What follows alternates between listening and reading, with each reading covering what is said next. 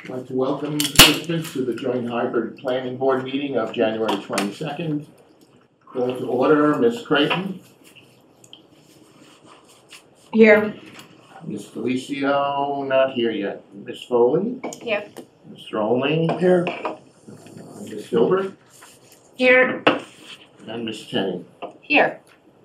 Looks like we have a quorum tonight. I'd like to remind all board members, guests, to ask to be recognized by the chair if you wish to speak, and this meeting is being recorded. First item on the agenda is acknowledgement of receipt of correspondence. Sorry, Moni's been busy. We have one from the 6th, the 9th, the 10th, and the 12th. I think not all of them were directed to us, but we have been copied on them. At this time, I allow any public comments for items not on the agenda with a 2-minute time limit. Does anybody from the public wish to speak?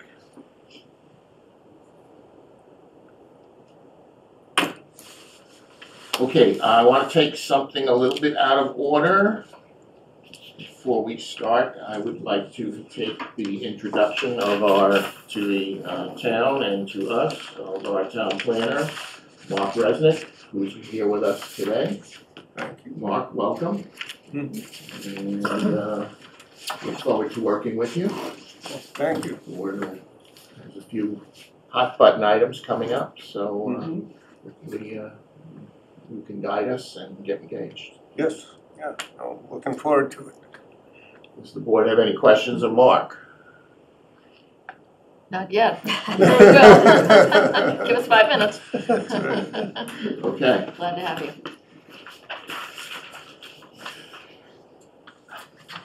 First item on the agenda is the Calvin Properties Limited Beaver Dam Road Site Plan Review Guidance. Last meeting, the planning board asked for an order of conditions instead of a site plan review. And Mr. Glovsky provided us with the conditions that I think the board requested, that the approval would be conditioned on compliance with outdoor lighting standards, noise standards, and that the proposed project will require fewer than 5 additional parking spaces. I see the applicants here. Any comments? No, unless you guys have. Any questions to the applicant? No, I read Mr. Glovsky's language. It seemed fine to me. Any other questions I from the just board? had a comment. It's just a typo. The point that I was making with our zoning bylaw is that this project does not require more than 5 parking spaces, not additional parking, but 5 parking spaces. So I think he just needs to take out additional. I think we went back and forth with this, and so if the building inspector says this project does not need more than 5 parking spaces, then it's Okay. a go. Okay, we'll do that. Any other comments from the board? Ron, I have a question. I'm sorry, I can't figure out how to raise my hand here. Oh, there we go. Did the applicant talk to the fire chief?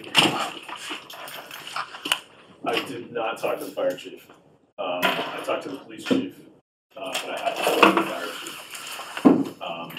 I can loop you guys in with whatever talks I had with the fire chief. Happy to do that. Yeah. I couldn't quite hear that you, I think I heard that you did not have a chance to check with the fire chief yet. Is that correct? That's correct. I haven't met with the fire chief yet. The comment was he would loop us in after he talks to the fire chief. Yep. I did speak to not the chief, but a fire person, and everything looks fine, but I haven't spoken to the chief yet. I did speak to the chief. Mr. Chairman? Yes. I think we had said that we wanted to have the fire chief review, just look at this to make sure that he didn't think that there was a problem. So if we can condition our approval of the instructions to the advice to Paul Orlando upon hearing from the fire chief through you, Ron, and that you could release that advice to Paul upon hearing from the fire chief. So I guess I'll make that as a motion to accept the document with the small change Mary suggested on planning board advice to Paul Orlando, subject to the chair hearing back from the fire chief that the plan is meets with his approval. Is there a second? I'll second it. Any discussion? Just to clarify that my change is to strike the word additional parking spaces and have it just be parking spaces. Just clarify what the condition is. That's fine. So you're amending the motion. Correct.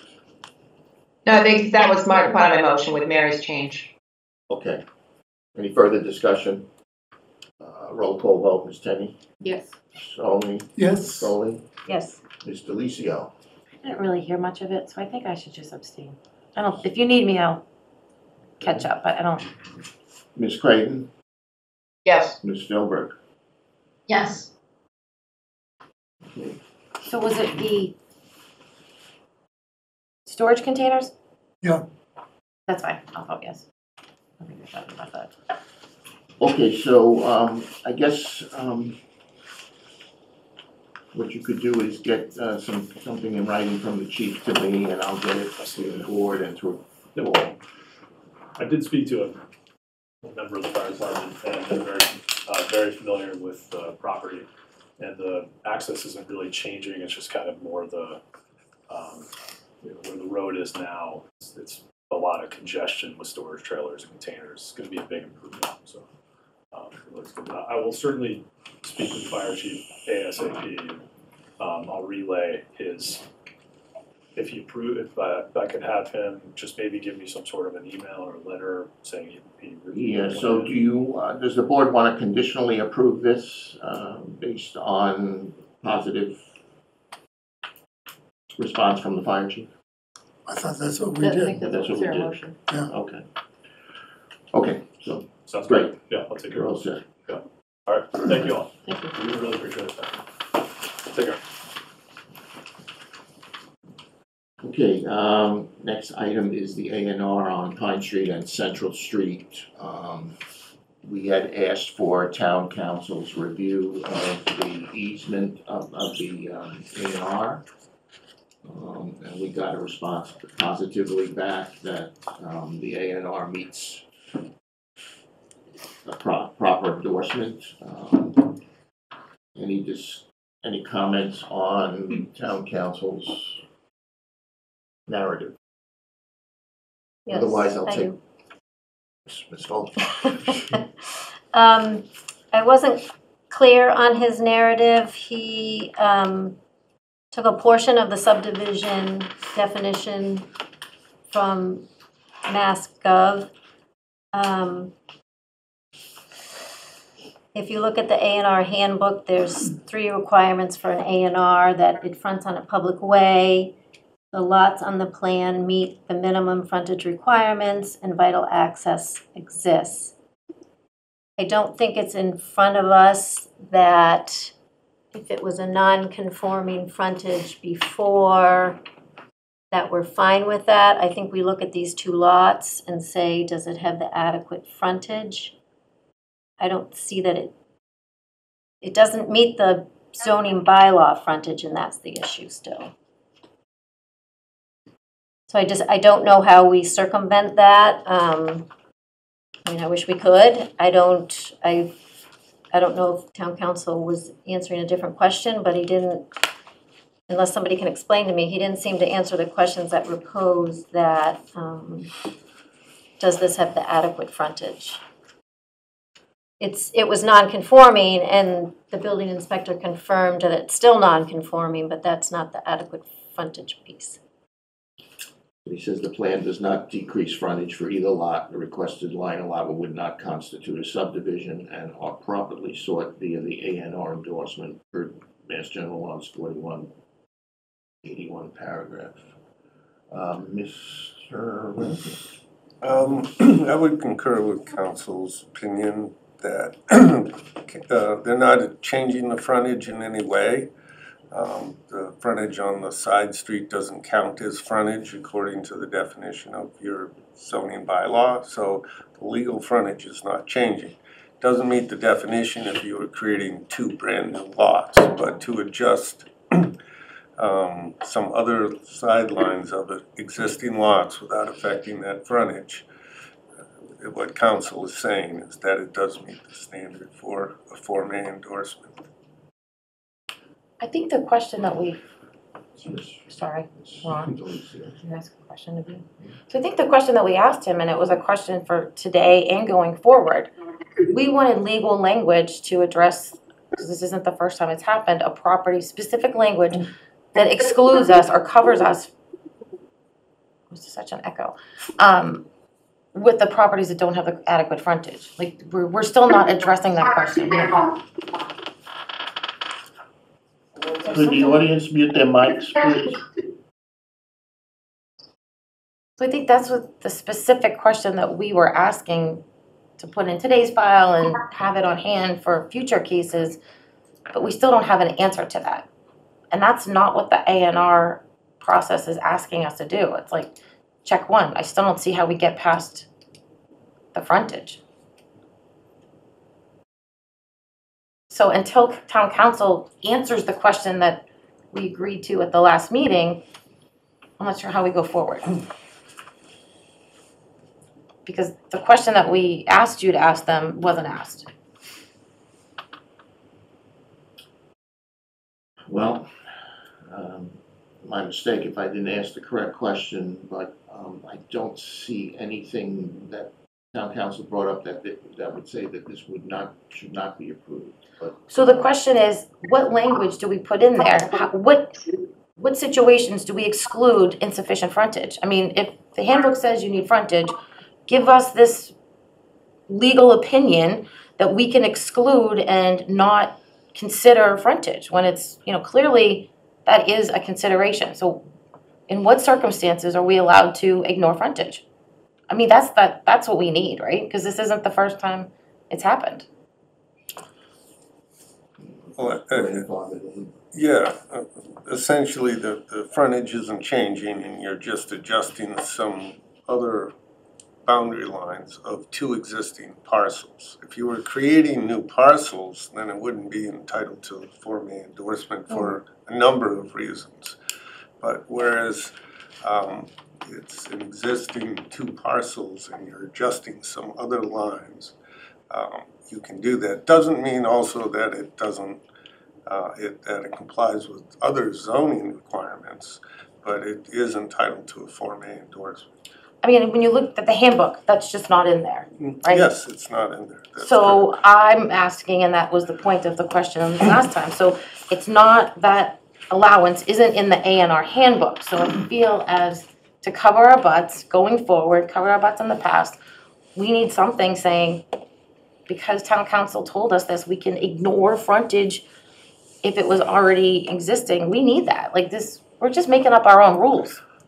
Well, there's a lot of case law. Well, then they should send us a memo with the case law. one person speak at a time. And that's what we asked for, right? Mr. Chairman? It's great. I think that town council does very clearly say the frontage for lot 1A is along Pine Street, and the plan does not decrease frontage for either lot. Requested lot line adjustments does not therefore constitute a subdivision. So, and the other, I thought about this after, because I was the one who raised the question of access. If this was a division of land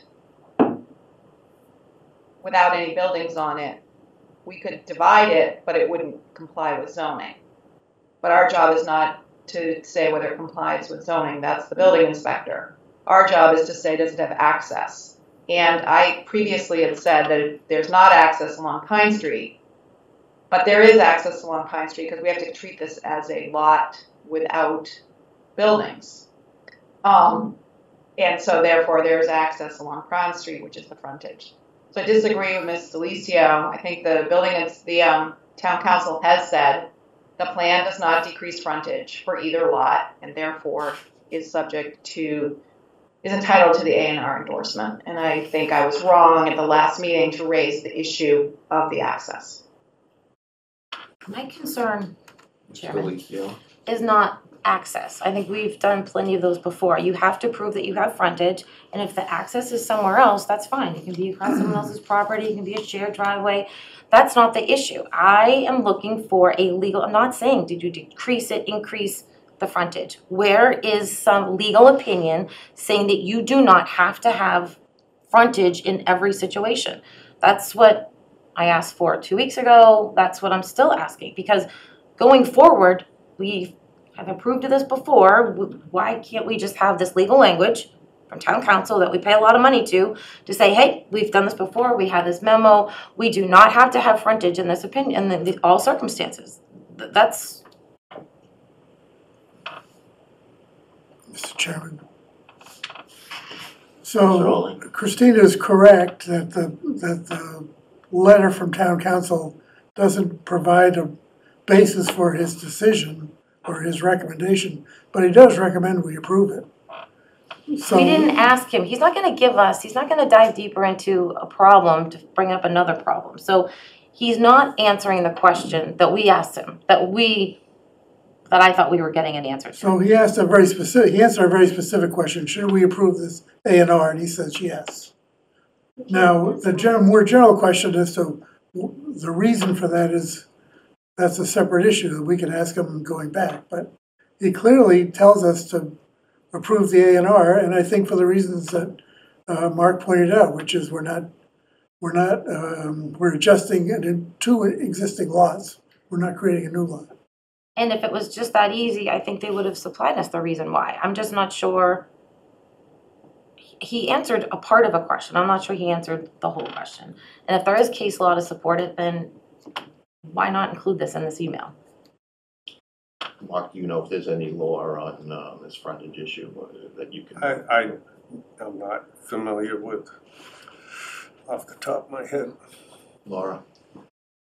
My basis is what I have in writing in front of me from the town council reviewing what the building inspector has said, which is confirming that the frontage does not decrease the frontage for either lot, and that the building inspector's opinion is that it's appropriate for A&R, and then town council is reviewing the A&R. He didn't say that he was reviewing one aspect of the A&R. He says he's reviewing the A&R plan and agrees that the requested lot line changes are appropriate. So for me, I feel like I have enough here, guidance from the town professionals and legal, that we can approve it, and they're recommending that we do so. Are you making a motion to approve the? I was just continuing the discussion. I haven't made a motion yet, but Okay. Any further discussion, Ms. Rowland? Yeah, I mean, I would concur with what Christine has said, and, you know, I wish it said in the A&R handbook that, you know, that as long as you're not decreasing non-conforming frontage, you can approve an A&R, or things are grandfathered in, or all these other scenarios that we're hearing, but that is not what the A&R handbook states. And so if we could have case law that says you can approve an A&R with all of these variances, but we don't, and if you just go with the straight facts, even with the easement over the driveway, is that an easement into perpetuity? I mean, you know, what if the owner of that lot then says no longer for the easement, then there's this lot behind there that doesn't have access. I guess it could all of a sudden come out of Pine Street, but they don't currently have any access to there. So I just, I wish it were that easy, but again, we've got 3 basic things for A&R and we're not meeting them. So I don't have anything that could lead me to a path that says it could be approved. Okay, any other comments? Otherwise, I'll take a motion on this A&R and whether we want to approve it or deny it. And then maybe going forward, we could ask, based on what happens on the vote, we could ask this other question going forward on the handbook issue. So I'll make a motion to endorse the A&R. I don't have the data to make the full motion with. But maybe we could use it off of last. Yeah, Gail, I didn't see the Mylars downstairs or the plans.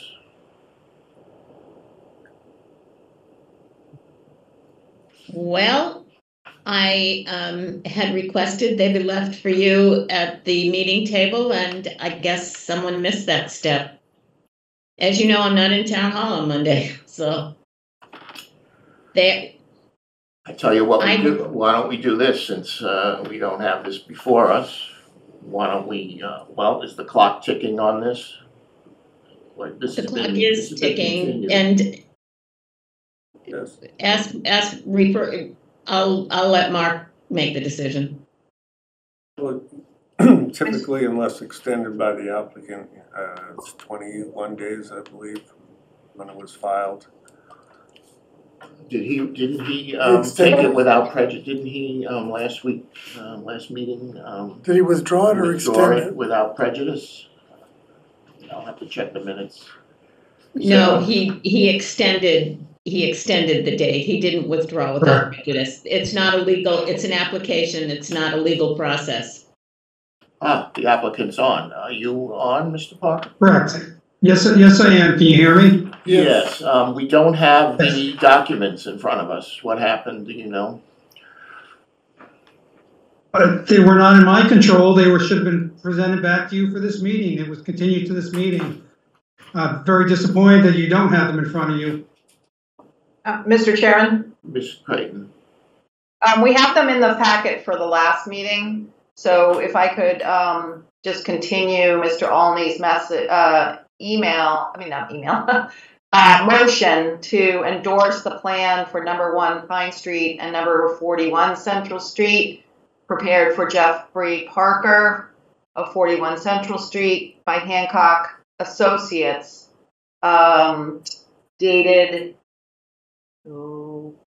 12/19/2023,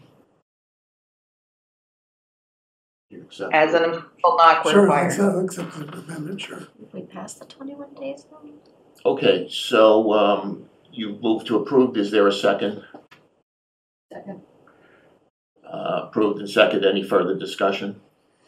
We passed the 21 days? I believe he extended, Gail said. Yes. Any further discussion on the motion? I'll take a roll call vote. Ms. Philbrick? Yes. Ms. Creighton? Yes. Ms. Tenney? Yes. Mr. Olney? Yes. Ms. Delicio? No. Ms. Foley? No. The chair votes yes. So I will need the Mylar, Mr. Parker to sign, and the other copies, the paper copies. I don't know who's responsible, but we'll need to get them here.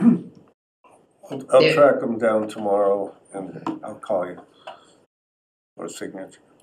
And just as an aside, could you maybe drill down on this question Yes. on the handbook, what it says and what this grandfather is going forward, if there's some case law, Yep. so we can move forward on this next time? Yep. Okay, thank So you. just from my understanding, Gail will let me know when they're ready to be picked up, the signed documents. So Gail, As soon as they're signed, I'll let you know. All right, thank you very much. I appreciate it. Thank you. Sorry, Ron. thank you. Okay, next item is the, rules and regulations for driveway entrances, Article 7. Ms. Creighton had placed in our packet the track changes and the final, what we think is the final, what we expect is the final ruling on these. Sarah, you have any comments on what you've done? You made some changes, dates. I just made the 4 changes that we agreed at the last meeting, and I think this is ready to vote. Recall that we voted it June 12th, but this is now significantly cleaned up. And I'd like to see us just vote the revised, the January 8th revision. Okay, is there a motion to vote these changes? I'll move that the changes be approved and be adopted as the new regulations for driveway entrances. Is there a second? Second. I'll second. Okay. Any discussion? Ms. Foley? So my, one comment is on line 12, starts at the end of line 11. It says the DPW shall review and approve all applications for driveway entrance. So I believe that's reading that they're going to review it and approve all, and I don't think we want to say that. I think we need to say they'll review. I don't think we can give a given that they approve all of them. Am I incorrect? So these would be applications that come to the DPW. So I guess you could kind of say they can do all the ones that come to them, because the ones that they don't will bump up to us. But my understanding is they review them, and if it doesn't fit theirs, then they bump it to the planning board. Yes. How about, can Right. I, One at a time. Who? Chris? so I was just gonna suggest that we insert language at the end of that sentence which says that they will review and approve driveway entrances that comply with these regulations. Yeah, that's fine. Ms. Denny? I don't think respectfully that change needs to be made, because I feel that we've all scrubbed this document a number of times, and that if you say the DPW shall review and approve, the understanding is that they are the approving body, and then it goes on in the document to say that when it doesn't meet those requirements, then the DPW shall refer it to the planning board if there's an exception. So I think it's clear, and I think the document is needed, and I recommend we put pencils down and approve it. Any other comments from the board? I do have other comments, but I will withhold.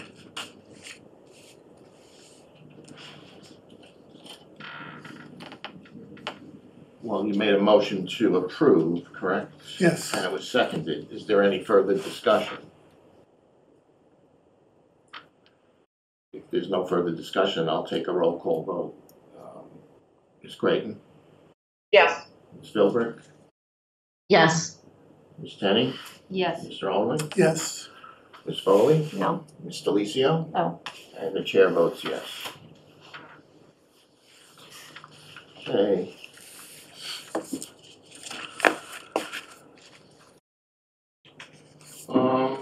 So now that this is approved, I think we need to work on a final application form.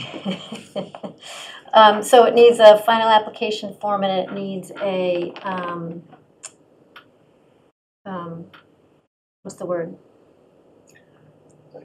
To go Approval either- form, like the, So it needs to go, it needs to serve as both for the driveway opening application and the special permit part. correct.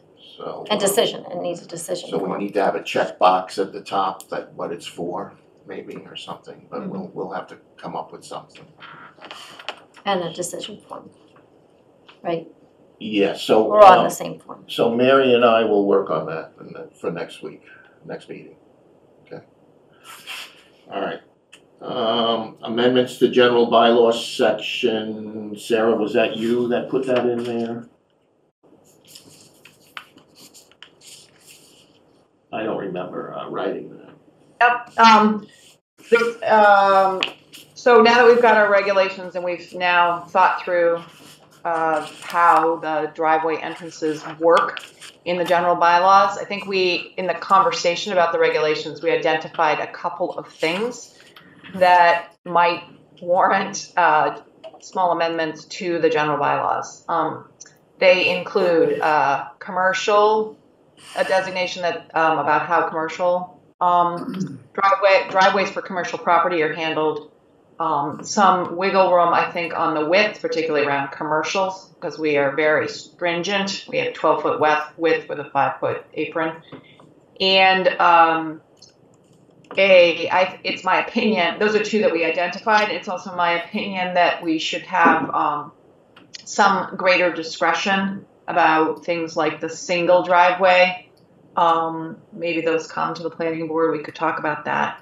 So I don't think we have to talk about it tonight, but I will be prepared at the next meeting to propose some amendments to the general bylaw for town meeting to fix those things that we've identified in this process. If people think that that makes sense. Yeah, I agree. I think we should make those changes. Anybody disagree or have other?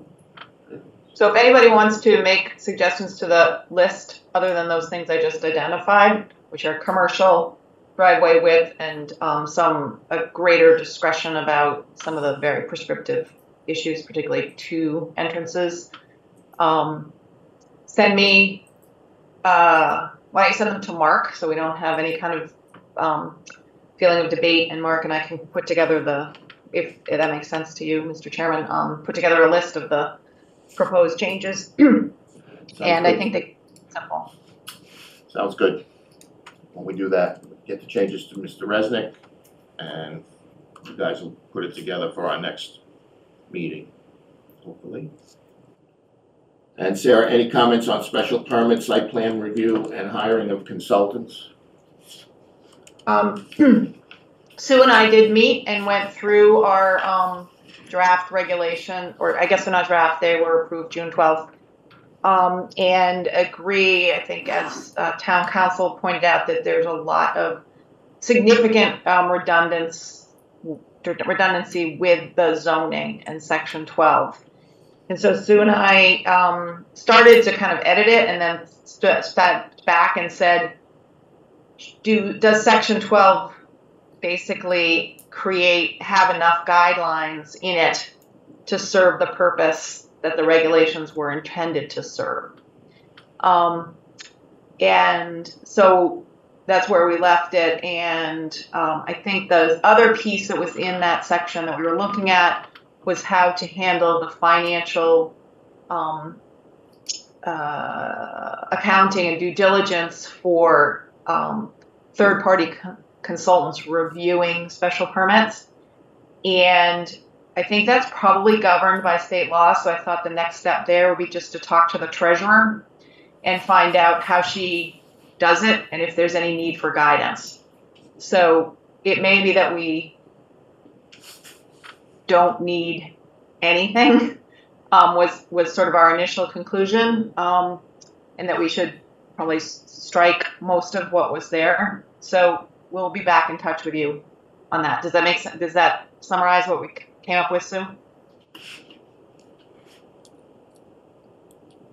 Sue, you're on mute. Okay, can you hear me? Yes. Okay, yes, I would add that we started to see how other communities are handling this. And I just started that process, but it's been interesting. Most communities our size handle it in their zoning bylaw, not in additional regulations. So we're continuing to look at that and see how we compare. Okay, Well, why don't we try to make a final recommendation about next steps at the next meeting? That sounds great. Ron, thank you. I'm confused. Are they editing the rules and regulations document? No, you're not Totally editing, lost. you're not editing that, you're just coming up with suggestions, correct?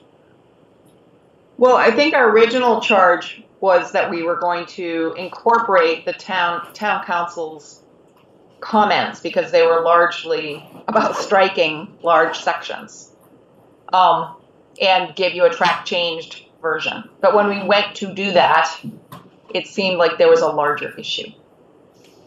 So you did authorize us to create a track change document of the document approved on June 12th. So of the, so just to be clear, so you're just looking at the special permit and site plan review sections? Correct. Okay. Do you have that document that we can start to look at? It's in one of the prior meeting packets. I'll look it up right now since I'm online and I'll let you know which. Oh, I just meant your track changes. Special permits. So we haven't done any track changes yet. Oh, We intended to, but when we sat down to do it, it seemed that once we had incorporated town council's recommendations, which were largely strike this, strike that, there wasn't much left. So I'll send you, I'll look up where the section is in our meeting packets. It was a couple meetings ago, so you can look and see if you agree with us. no, I mean, I recall we had a discussion that you were gonna look at that section, and so I'm just trying to understand where we are now. So if it doesn't make sense to try to edit that section, it seems like a total rewrite. Perhaps it should come back to the board and we discuss. I think we agree with you on that. Okay, so so is that the summary of what we just discussed, that we'll have it on next meeting's agenda to look at Yeah, special permit and site plan review sections? Total rewrite? Well, I think what we'll do is make recommendations for the next steps. If you are interested in the excerpted site plan and special permit regulations, they were in the packet for December 11th. All right, so I'm just Can you drop them? Go ahead. just trying to be prepared. So we should come next meeting with our recommendations for that section. Is that correct? Well, I think they're gonna take a stab at it first, correct? We'll make recommendations, but it's certainly, having had people look at it, makes sense. In fact, I can move that, copy that material into the next meeting folder too. Yeah, that's what I was gonna suggest. Drop them into there and then people can make comments at our next meeting. Yep. Okay, thanks. Aquifer Overlay District and Stormwater Management Bylaws. So Mary gave us an outline, which is in your packets. So I'll turn this over to Ms. Fogan. So to be fair, I thought the outline was just for the agenda, so that didn't really coincide with the, but I guess it's more kind of, I didn't want to, yeah. Gail likes a one-pager. A one-pager. The thought process behind this, and it might not be called an aquifer overlay district, it might just be more a watershed protection district, which we have some of that, but that needs expansion, and that with our current water quality issues and issues around Gravelly Pond and the Lincoln Street well, we should look at having, revising our water overlay districts, expanding them and taking guidance from the Water Task Force document, which is an excellent read if anybody wants to read that. That's tons of good information in there and lots of issues that I wasn't even aware of before. So to bring a solid aquifer / something else overlay district bylaw. And then with the stormwater management, there are new proposals out there that are looking at updating their precipitation data, aligning more with the EPA's MS4, and promoting ESSD and LID development. So it might be good to engage with the DPW, have them at our next meeting and discuss how they feel about these and if it makes sense to incorporate into our current stormwater management bylaw and any other areas with that to look at. Okay, any comments from the board? On the expansion of the overlay district, I think we'll need some professional guidance on that. Yes, well, and I noticed that you were on that team. So I thought we could get a little briefing from you, but if not, yeah. Would you like to brief us on that? I'm not prepared tonight to brief you on that, but I thought maybe some professional guidance also on something like that would be something we would engage. And get some kind of guidance on the depth of expansion. DPW might be involved in that, and then maybe hydrologists. I don't know. Yeah, I mean, it depends how extensive that report was, whether there was groundwater mapping and and some more extensive scientific analysis that would help to expand the zone properly so that it encompasses the areas that the town should be concerned about. And if not, then I think additional assistance from the scientific community would be necessary in order to properly amend that to the current district. And there is a current district. Right? Yeah, and the task force undertook, it appears, a lot of that. They've already mapped out Zone A and Zone B for the watershed with the source of since 2022, so pretty recently. Mm-hmm. And I don't want to step on their toes or anybody else's toes, but it's, that is part of their recommendation is to extend these areas and to update our current water overlay district bylaw to follow the updated groundwater and surface water contribution zones that they've discovered in their reporting. So maybe it's getting multiple boards together and looking at this. Steve Guy come in and explain. Yeah. Okay. Ms. Creighton? You're on mute. Sarah, we can't hear you. Sorry. We have a ground and surface water overlay protection district. Mary, are you thinking that this would geographically expand that district, or would geographically expand the district and modify the existing regulations? It could be all of the above. I think it depends what some of the specific recommendations that came out of the task force findings, and how best as a town to have this. I think there's got to be better provisions around the Lincoln Street well, and then obviously Gravelly and over into Round Pond. So I don't know that our current one is as extensive as it should be. So it's, I guess to answer that, I don't know. I don't know if it's a in addition to or expanding what we currently have.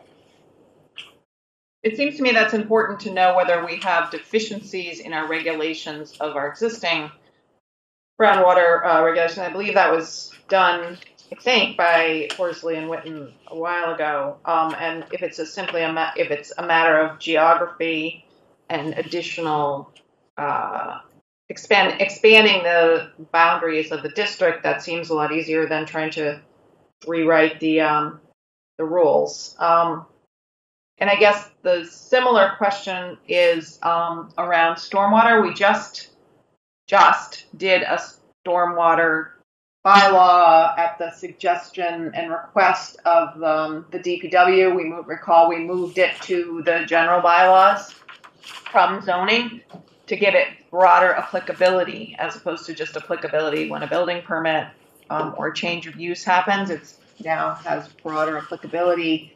And the input we got in the model, I believe, came from DPW. So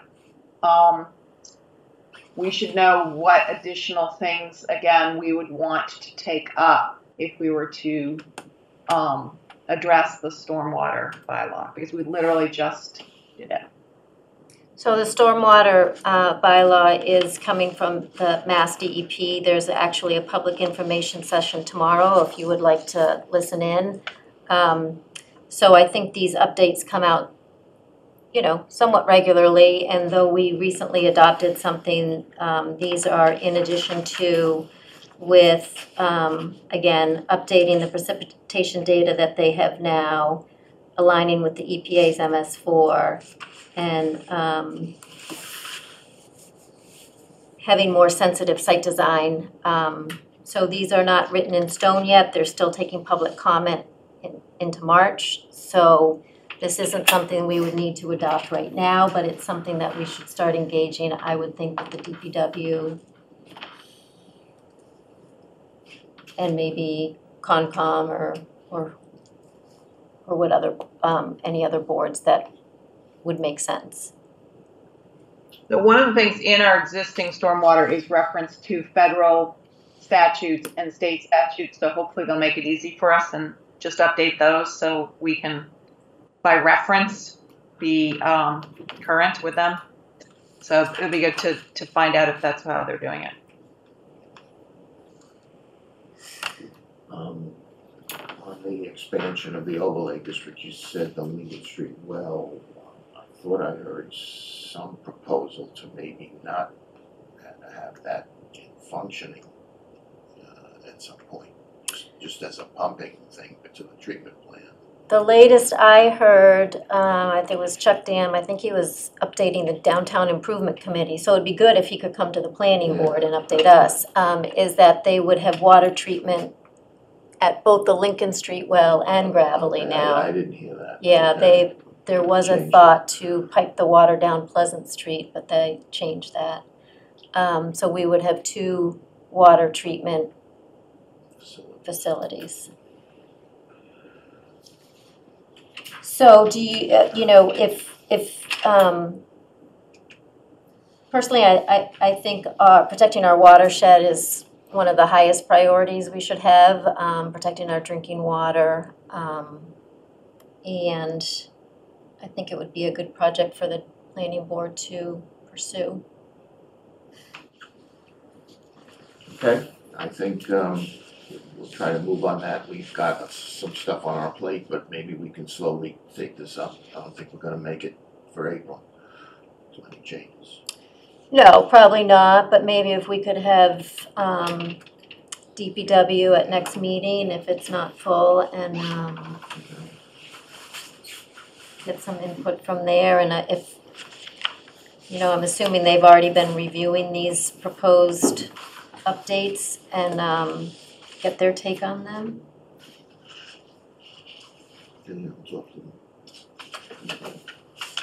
Any other comments from the board on this subject? Okay, thank you, Mary.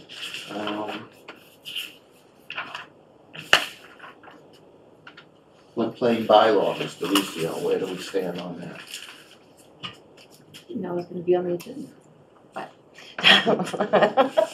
thanks for that. I just wanted to, so I went back and reviewed the things that we've received so far, and it was initially thought that we were supposed to have the new maps any day now. So I didn't know, have you been privy to any kind of emails? Have you been able to search to see No, if there was anything? We So, were told March of 2025 by the guy that gave us the presentation. That's when the maps will be ready. so I don't think it was March, I think it was summer. Of 2025?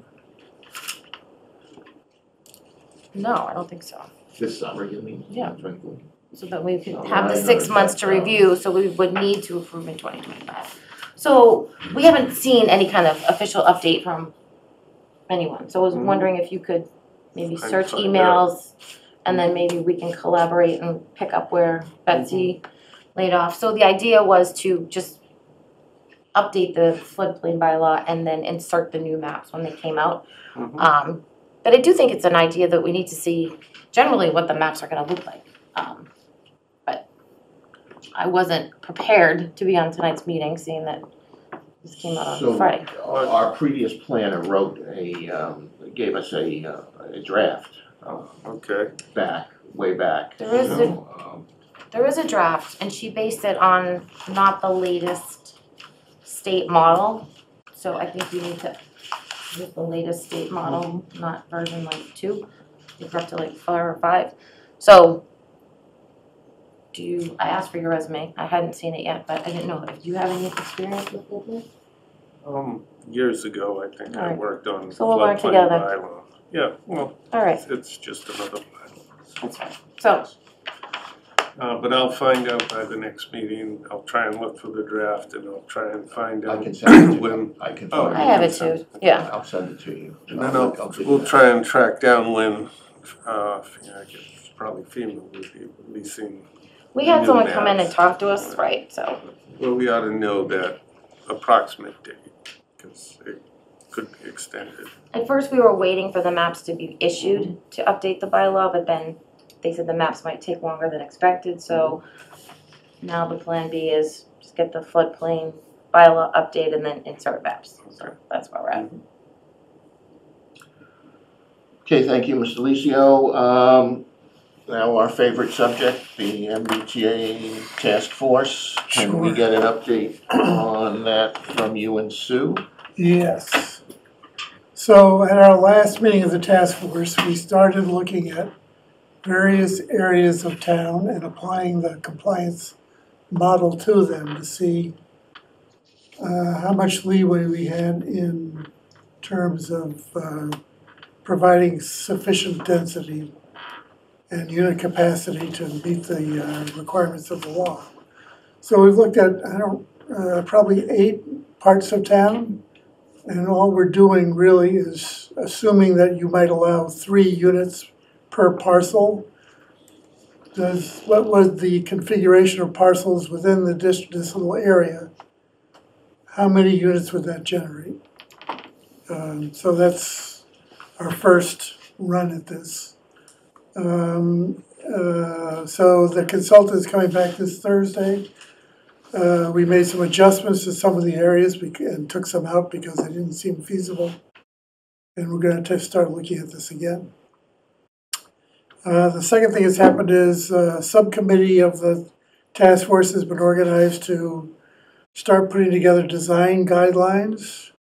And the group has the advice from 4 local architects helping to think through what this would look like. The first phase of this is going to be to come up with a statement of what town character is. The second is to decide what aspects of the town enhance town character. And then we can start trying to figure out what design guidelines would enhance the town character based on these aspects of town. Does that include like building materials? Sure. So styles? So let me give you an example.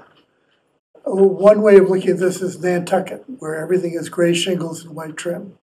That is not Manchester. Another way of looking at this is, do we have the kind of a thing like Rantoul Street with a big, straight, wide shot downtown where you can put bigger buildings. No, we don't. We have very narrow constricted roads, which are much more conducive to a variety of building types at much smaller scale. And so that's where we're headed with this, with these design guidelines. Ms. Tenney? That's a great update. I'm really glad to hear that local architects are working with you, and I think the massing studies for, how big is the building, how tall, how much articulation, I know that this is not a design of a building, but, what sort of articulation is there, and the, variety of roof lines, or how are the buildings gang together, are they a little bit set apart? Yeah. Those kinds of things, I think, with some visualizations would really help.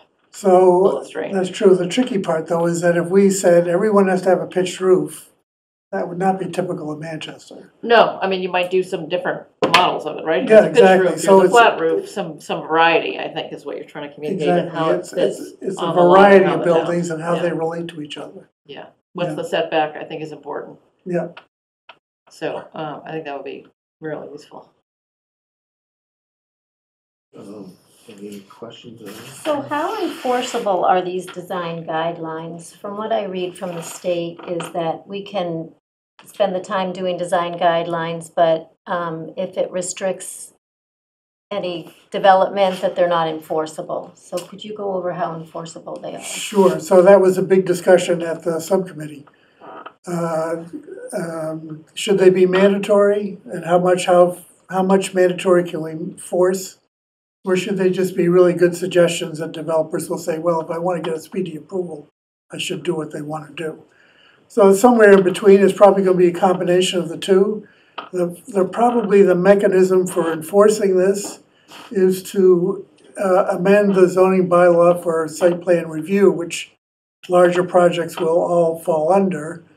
And under one of the criteria for site plan review or performance standards is aesthetics. And so this would probably fit into there. And so what we could say is for MBTA zoning districts, these special laws or guidelines will be required by the planning board.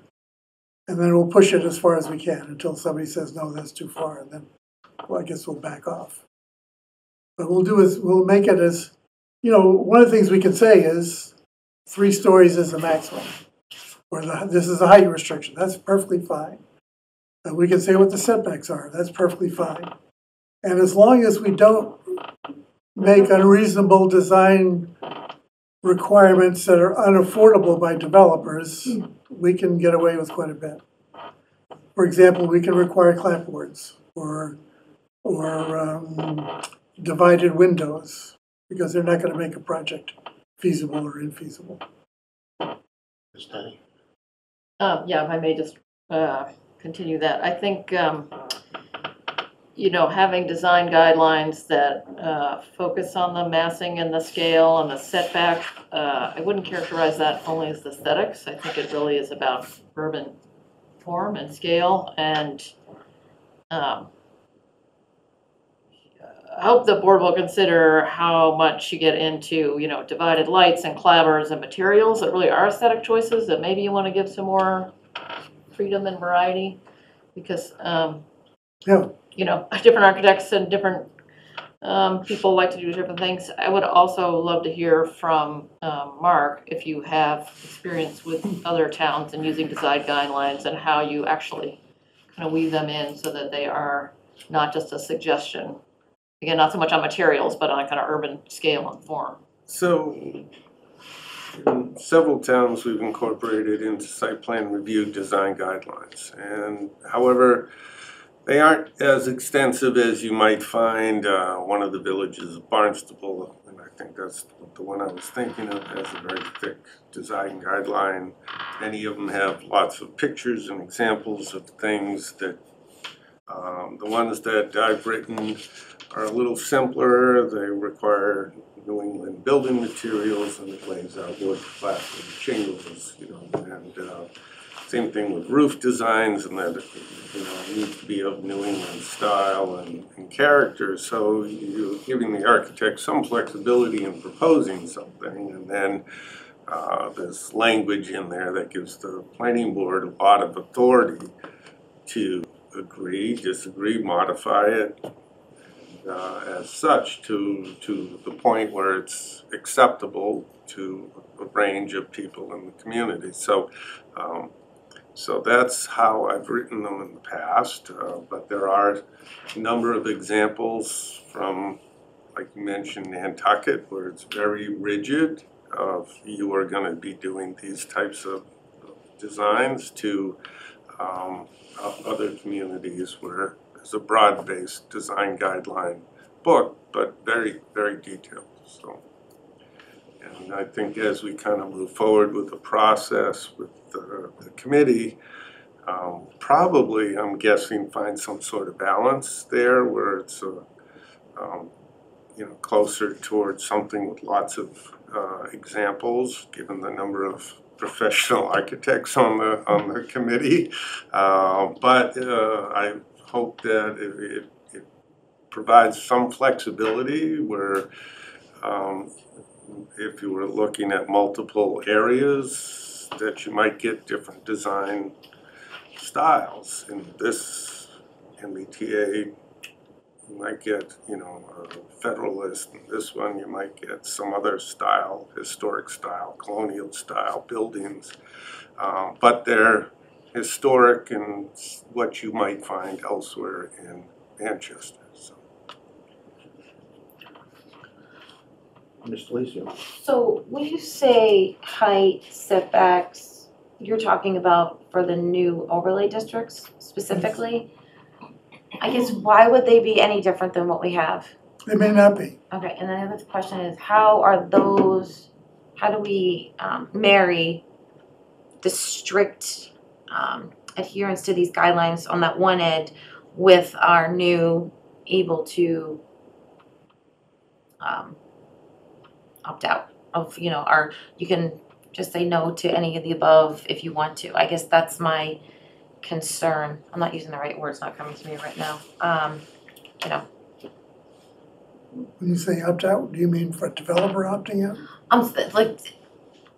Or something new in our site plan review is, well, we don't have to consider this. We can ignore. The planning board doesn't. Oh, we can waive requirements? There we go, thank you.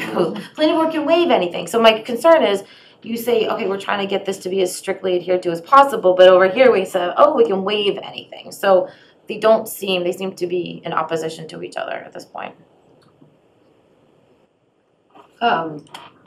Wouldn't that apply to special permits where these are as by right developments? So a design guideline should apply to by right as Yes. well, right? So there isn't a question of waiving it or not. Yeah, I think we would be looking to incorporate it into the site plan review bylaw, but also be looking at changing much of the language of the site plan review bylaw to give you, the planning board, some flexibility when you are reviewing these projects, but give you the authority to push back on a design that you feel is inappropriate. When someone comes in with a stucco building with red tile roofs, you can say no. So. Sarah, did you have your hand up? I did. I'm gonna hold on that thought. I might be back. Just want to make your hand up. But just clarity, are you saying change site plan review bylaw in general or just for the state overlay district stuff? Well, I think there may be, for it to work well with the state overlay district, we may need to make some additional changes to the bylaw itself. And then I think whether we do it all at once or separately, we may want to look at the planning board at those regulations, whether there's other things that you may want to adjust moving forward. So. With the site plan, but can I just so jump on that's two separate things. Go ahead, Mary. Yeah, we just adopted a site plan bylaw, and you're saying we should change it? Well, I don't know when. Understood. You didn't know when we just did it. Okay. We may have to. Go ahead. But still, the answer might be yes, because with these overlay districts we're gonna be creating are gonna be less than 5% of the land in Manchester. So we're not rezoning the whole town. But there may be parts of the town we may want more site plan review. For example, we're probably not going to be creating new MBTA districts in the downtown, right in the downtown, because we can't mandate mixed use. We can't mandate retail on the first floor. So if we include those areas in the MBTA district, they might become all residential. We don't want that to happen.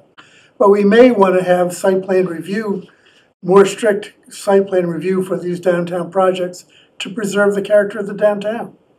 So this could be a place where we could actually offer more protection to the downtown than currently exists. Also, you're not looking downtown.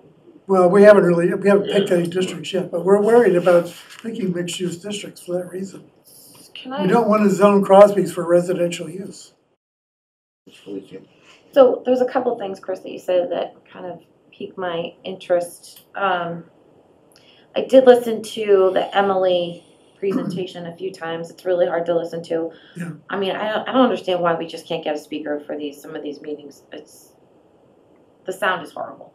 But one specific comment, and I think that just brings back my larger point, I do think it's time that the planning board as a whole is involved in some of these conversations, because otherwise we're going to go so far down. And I feel like what you said about the subcommittee of a subcommittee defining town character, I feel like that is the planning board's job. I feel like a lot of these things are being taken out and just coming back to us, and I don't know, maybe you want us to rubber stamp. But one specific area that I was listening to the meeting was the Raymond Street area. Which street? The Raymond Street. Oh, Raymond Street. So when you look at, and I feel like we should have this conversation, and we should have this conversation when everyone's ready to have the conversation. But that one specifically, lots of flooding, no sewer, no water service, right? So we did the same thing for cell signaling in the LCD. It's not insurmountable. And in our water, our CMWP report basically says we need to provide that area with water and sewer because of flooding, and that needs to save capacity. So I feel like we might need to have a bigger holistic conversation. That could be the reason to include it, because it does need sewer, and if someone wants to develop it, it would bring a reason, just as we had a reason to bring water and sewer over to cell signaling. So I feel like we're the people in the room that have, the expertise on this, and some of the other people may not. So I don't feel like we should be dismissing some of these areas right off the bat without having a whole conversation with the whole board. Well, we're nowhere near to picking the zoning districts yet. Well, I mean, based on that meeting, it was like Emily was like, all right, can we just cross off these areas? Well, we're just testing them to see if they're even feasible to work with based on the configuration of parcels. We don't want to pick an area where they're all 20-acre parcels, and if we limit those developments to 3 units, we're not going to get the capacity we need to show the state. That's all we're doing at this stage.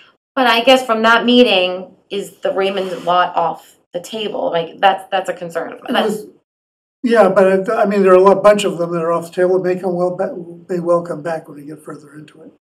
I don't want people to start thinking that I think the newspaper the last week said we're zeroing in. That's not what's happening here.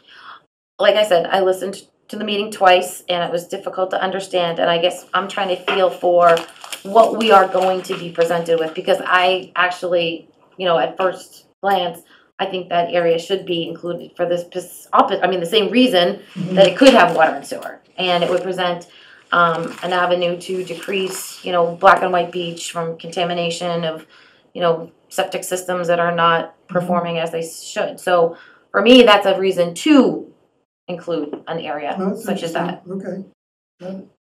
Well, to your larger point, yes, it is time we start engaging with you.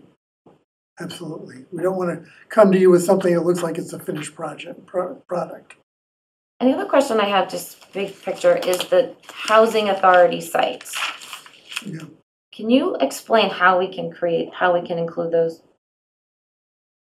I can try. So the minimum lot size for a district is 5 acres. So if we, and you can have districts and sub-districts. So one possibility, and this is just a possibility, is to include Newport Park with a district that includes Elm Street and Morse Court and all that dense housing, then goes down the far side of Pine Street and then pops across to include Newport Park. Or maybe we could somehow find 5 acres adjacent to Newport Park. So here's it's even higher level than that. So if those lots, if the housing authorities are deed restricted on the SHI, how do we, I mean, they're deed restricted for senior housing and disabled. Yeah. How do we then now address the deed? It's Zoning doesn't address deeds. So if it could never be multifamily, Well, it can be multifamily, but if the deed restriction says it has to be for seniors, well, that's my question, you're on the senior, I mean, you're on all those, so is Yeah. is it?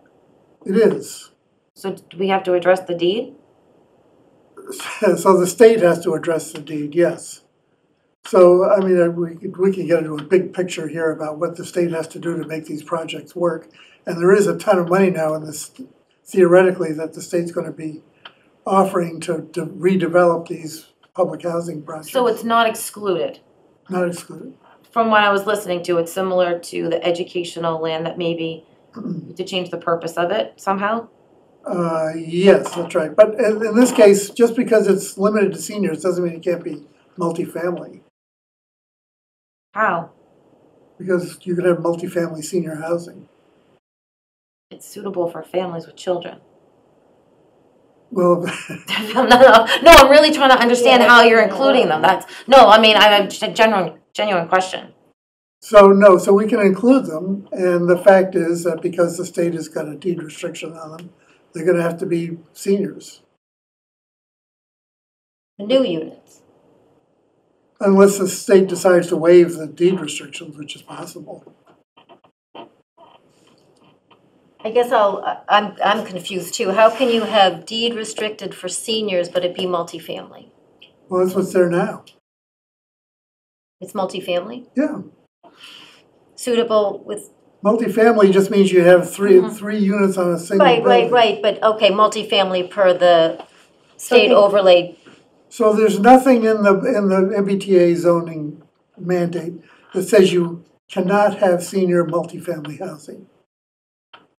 It's allowable, certainly allowable. If some developer wanted to come in and build all just seniors, by right, they could do it. Really? Sure. Well, they could in an overlay district, but then you'd also say you have to allow for multifamily We housing. can't require it as part of the zoning, but we can certainly allow it. Right. But if on those sites you don't allow multifamily suitable for children, how does that work? How does that work? So currently, if, say, Newport Park, you couldn't go in and build multifamily housing suitable for families with children, correct? Correct. How can you now if you draw a big circle around it? The big circle would include it and a bunch of other parcels that aren't deed restricted. But how do you include it if it is deed restricted? You include it. Just include it. What can they say? Okay, so that on that land, all you can build is senior housing. You can't build multifamily housing. You can build multifamily housing, but it has to be restricted to seniors. Multifamily and seniors are not mutually exclusive. I get that part, but it's the multifamily For housing children. suitable for children. Yeah. So you can build the multifamily on a senior property, but you'd have to exclude children. So you can exclude children there. You can if if there's a deed restriction that says you I can. don't think that's in the spirit of the law. I think that's actually, Well, and there's a lot of things in the spirit of the law that are wacky. so is Emily given an opinion on that? I haven't asked her, but I can if you like. I'm sure there's tons of conversations going back and forth, asking questions here and there, but I mean, that to me just seems, it's a quasi government land, right? So it should be in that excluded. So I'm curious how we are including it, especially since it has some kind of a senior. Well, just for the record, we're not including it yet. Nothing is included yet. I mean, the maps have it as The maps, identified as a potential lot, correct? sure, yes, that's correct. So my question is just, there's 3 parcels like that, so I'm just curious how that, so does loading place, have we Lo- looked at the loading place would be, I mean, not even that we're looking over there, I'm just using it as an example so I understand it. Sure, So loading place does have families. families, so that would be more in keeping with the spirit of the law versus. Sure. It wouldn't be probably a good idea for much more. Correct, I'm multifamily just housing, but yes. trying to understand. Yeah. how And here's we're- another example, the Plains. The Plains has about 2.5 acres, I think, of land, maybe 3 acres. If there were another piece of land adjacent to it that had brought it all up to 5 acres, the parcel of land that's not deed restricted for seniors could become multifamily for something else, Well, the land behind it for that's example. being looked at. Sure, yeah. So if they tore down one of the buildings in any of the, either Newport Park or the Plains, and added a story, and kept the existing units, like, so if they did a tear down and built more, would they comply if X amount were multifamily? I'm using family, housing suitable for families with children. So under the MBTA law, it's not the number of units that you produce, it's the number of units that are the capacity. So I as long as you- understand, but my so if point the is, capacity's there, say the yes. building is 5 units right now. If you Mhm. tore it down and you Yep. still had the 5, because you can't get rid of the deed restrictions, right? You still need the senior housing that's there. We can't eliminate it. You still have to build back the 5 that you're tearing down. But my question is, could you keep those and then add whatever the density is for them? I don't want to say multifamily because we're confusing those two words. Housing suitable for families with children. Does that make sense? Could you do it? If the state changed their policy, yes, you could do it. What policy? Well, there's a deed restriction that says it can only be for senior housing. But here's the thing, all the second floor units in that senior housing property are on the second floor walk-ups. They don't comply with codes for seniors. So maybe the state will say, build a bunch of new senior first floor units or in a building with an elevator, and then the rest of them, those second floor walk-ups can be for somebody else, not seniors. We'll have to, who knows? It's gonna take some while to figure this all out. All right, well, you're not at that point yet, so No, we're not at I that think, point yet. But I have Having good discussion thing though, for the, okay. where we need to engage right away, we think. We would like to have a forum on zoning in general, sponsored by the planning board, that the MBTA task force would help with, just to educate Manchester residents as to what zoning is, because we're finding out that a lot of people don't even know what zoning is and what it does and what the rules are and what zone they even live in.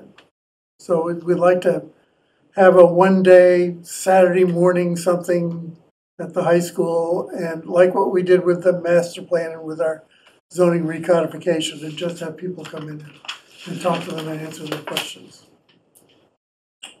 And so the task force has proposed March 2nd as the date.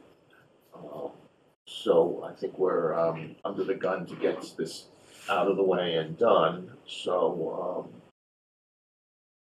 Gloucester did one a week or so ago, if you need. What did they? Oh, well, good for them. what do I do? Gloucester did one. Well, I'll get in touch with Gloucester and see how they did it.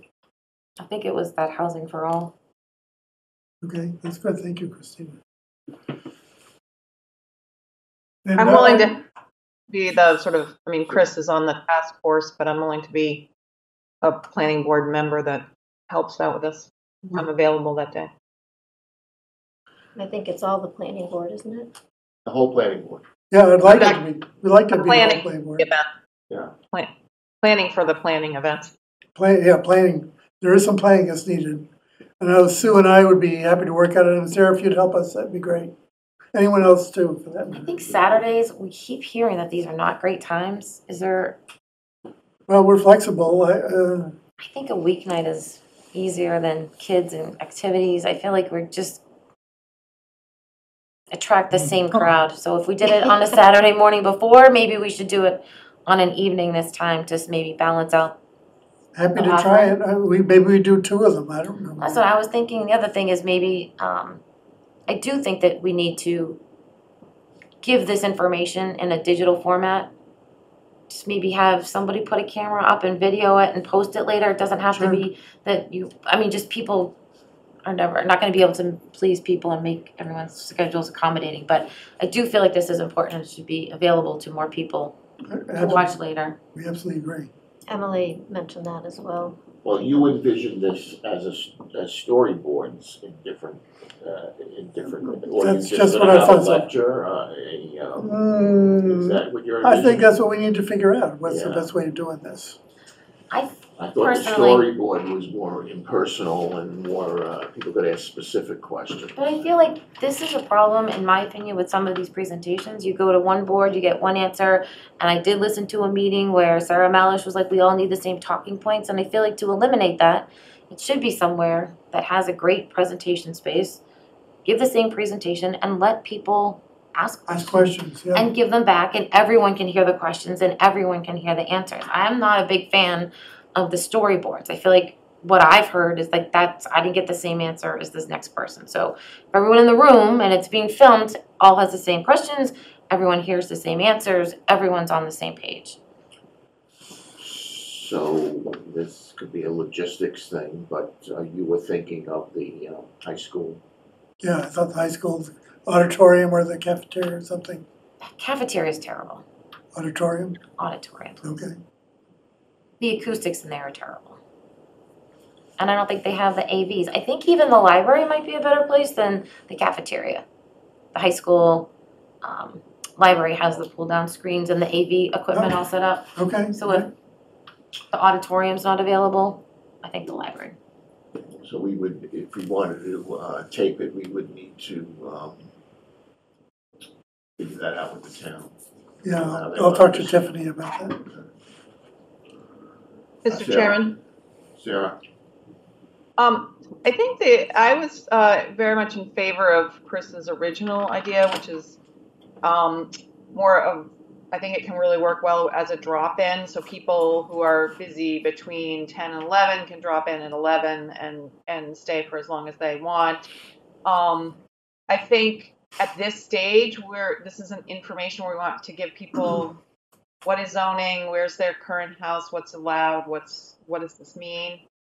And at least that's what I'm understanding. And I think that's a dialogue with folks. If we want to try to tape the short presentation that is given to here's how you find out where your house is and put that up on the web, that would be a great idea. But I think the drop-in format for this point in our process is excellent. And if we have it as a question and answer, the real risk is that people only get, the 2 minutes and they'll grandstand without getting that dialogue that I think is so important and is proven to be very effective. So I think the cafeteria or some similar space is fine.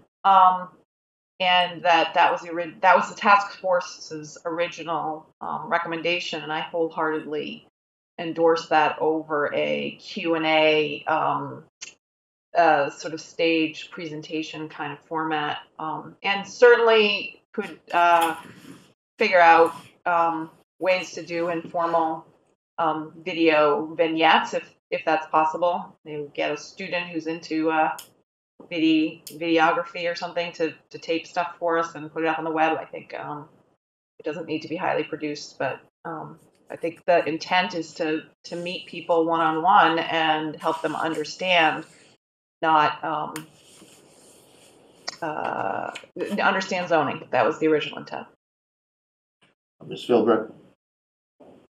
I agree with what Sarah said, and that is the intent of the forum.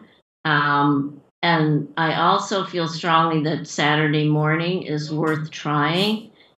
We've had things in the evening. People are busy. Saturday morning seems to work best. We've had the biggest turnout for things on Saturday morning. Our thought with having it over at the high school was perhaps the younger people who they certainly don't show up in the evening because they're way too busy. They might be able to drop in for a little bit on a Saturday morning. But there's no perfect time to meet and engage with all the stakeholders that need to be educated about zoning and about the MBTA law. We're just trying as many things as we can. Obviously, we want to make this as good as we can. But I think Saturday morning works, having it informal works, having the drop-in, and keeping it simple. Those are things that seem to work best. We get the best feedback on that, and people really become engaged and educated on zoning. Penny. Christina had some good points about a digital format in that, you might consider going sort of multi-platform. So if you were to, maybe if storyboards is what the task force thinks they want to do, or even if you're in the cafeteria up in front of a slide, I agree the AVs, if you're trying to present anything digitally in there and the acoustics are horrible and you can't really hear. And so rather than, maybe you do a combination of things, if the task force feels like we really want to be engaged in an informal conversation in person with storyboards, then maybe ahead of that, or you post it ahead and you keep it up there, you do a little tutorial that's a digital thing, not somebody being taped giving the presentation, but like one of these little Prezi things where you have 10 slides and somebody speaking over it and saying, do you want to know what district you're in? Here's an example of here's the zoning map, and here's my house right here in District C, or whatever it might be. And you could, I apologize if this was maybe not where you're going with it, but I thought you made some good points about the digital platform, because the more we can be in different kinds of platform and meet people, Saturday's not good for you, whatever it might be, then maybe you can kind of get the message out ahead of time. If you want to learn more in person, come to our forum, but also if somebody's never going to come to it, then maybe they get the 5-minute online tutorial that doesn't try to tape the live presentation, but just as a voiceover of a very, succinct zoning slide tutorial. But again, it's conversational, and we just produce it in-house kind of a thing. I have one final comment on that. I really do feel strongly about one presentation to a group and then maybe breaking off of storyboards. Here's zone A, B, C, D. But everyone getting the same information and then everyone getting the same general answers to questions to begin with, and then maybe break out and have some more intimate conversations. But I really do feel when we've done this, the feedback that I've received is that there's different answers to the same question. So maybe you walk in, you have a question, a box, we pull them out, have a list, consolidate them, and then if you have another question, you can, ask someone one-on-one later. But I do think it's important for the same information and everyone to hear the same information at the same time. So I think we're getting to a consensus that we have a little hybrid thing. We have some kind of lecture and then break into these breakout sessions. I think we were in agreement, Mary. Took the words right out of my mouth. I was gonna say, and I think we've come around to this of doing a hybrid of having a presentation. We don't have that many zoning districts. I think we can quickly go over, whoever quickly goes over what the zoning districts are, what can happen in there, what the setbacks, lot requirements, etc., and then break out into smaller groups. Maybe the breakout groups are different districts. Right. So you go to District A, and because that's where your house is, you can learn about that, and go to District B if that's where your house is. Exactly. So have a hybrid of that, and I would also say any good outreach program that you really want to get a diverse group of the community is you don't have all of your events at the same time. So I would advocate for not, again, a Saturday morning, but an evening, and see maybe if you get a different crowd, which would be nice. So, the thing about the evening, it's cold now, it's dark. I don't know if people are gonna be motivated to leave their house, but it's something to think about. And So just a couple on that idea. So if Oh, high God. school students, You must be bothering Gail. seriously, right? If there's something going on at the high school specifically, it would encourage, I mean, obviously if there was some kind of theater, we wouldn't be able to use the auditorium, but you may get parents waiting for practices to be done or over with. So, I mean, you might capture a different crowd during a night at the high school. Good point. so thoughts, maybe two events, Maybe two. maybe an evening event. Does Gail have an opinion on it? Obviously. Saturday event. I don't know. It's a lot of energy. But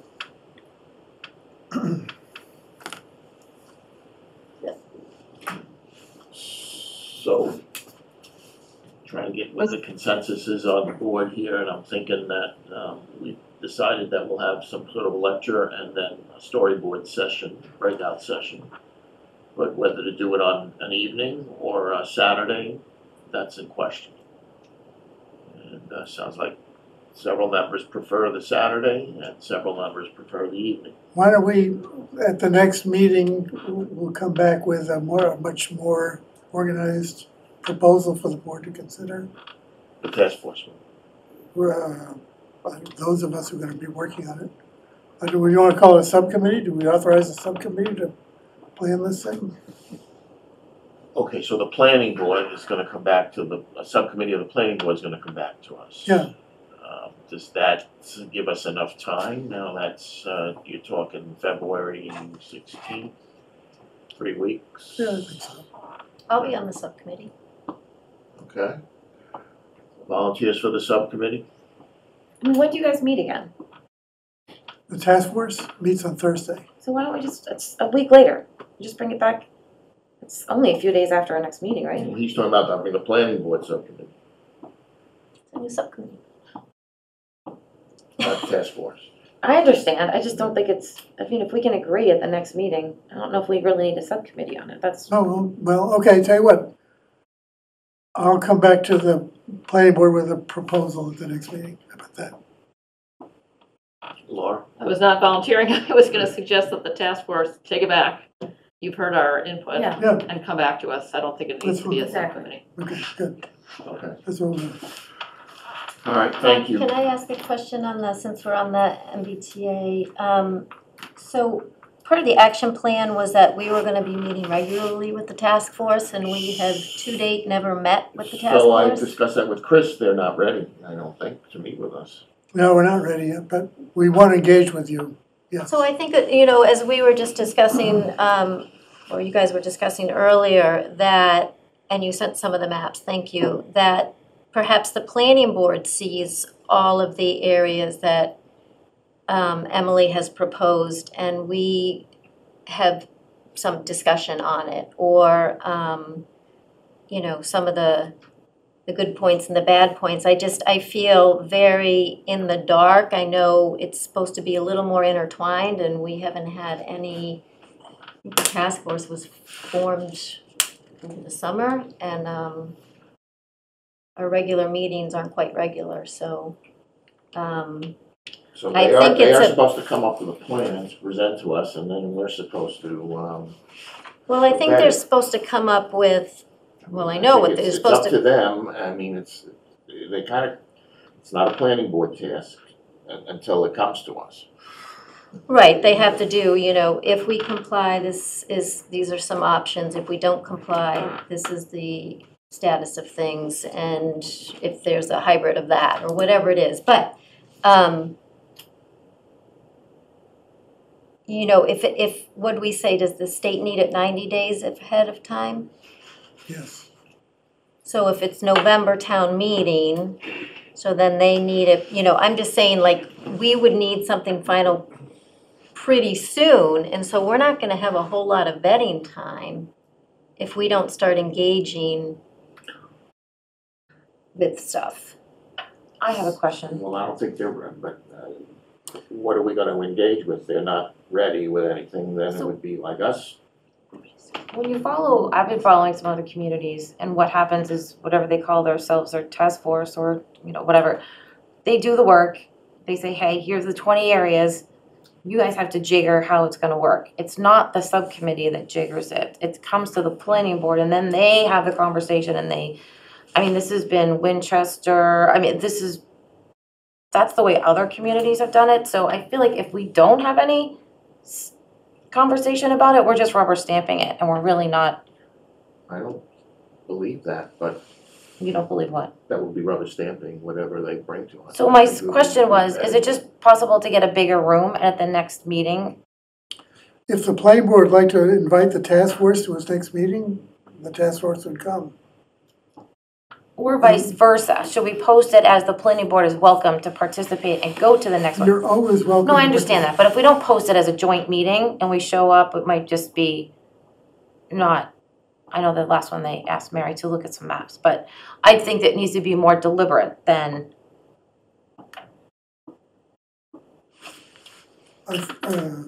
My own opinion right now is if we did it right now, it would be so chaotic because we don't really have anything to tell you, really. Sarah, do you have a comment? Yeah, I think that the reason we have a task force is that this is a complex problem and with complicated solutions. And the task force is working really hard and in the weeds on all this stuff. And the planning board is well represented on the task force, and the task force meetings are open to the public. So certainly any of us who want to understand what's going on can go to the task force meetings, but to ask task force to come out another night and hash through everything with us right now seems to be not a good use of everybody's time. And we need to have confidence, at least in the task force. And I know that may not be a shared sentiment, but I for one have a lot of appreciation and confidence that they're working hard and are going to come up with some options, and that they will have a reasoned way of recommending them based in the understanding of the requirements. And so I think we should let the process take its, have confidence in the task force that they're moving ahead and that that they're working as fast as they can, and that we can participate by going to their meetings. I don't think we right now need a joint meeting. I think we have a lot on our plate for the next. I don't think anyone suggested that. So I think that's my opinion, and I think the Christine has had plenty of opportunity to give her counter opinion, but I just wanted to say that. What I said was that on the action plan, we are slated to meet regularly with the task force. And so I do hope as a planning board we can have that going forward and we abide by the action plan. Well, when they're ready, I mean, I've been asking Chris when, to schedule something, but they're not ready yet. And I kind of agree, it'll be chaotic. We'll just, sit there and, see what they come up with. Yes, and I agree with that, and I do stay engaged. It's hard. They have, between all their subcommittees and subcommittees, they have 6 meetings a week, so it's hard to go to all of them, but they try. One thing I did, I think I mentioned this to Mark earlier today. The consultant has a $50,000 pot of money. And I'm hoping that there would be some of her availability would be, money would be left for when the planning board actually gets this, because I think it would be good to have her here when we get this eventually. Yeah.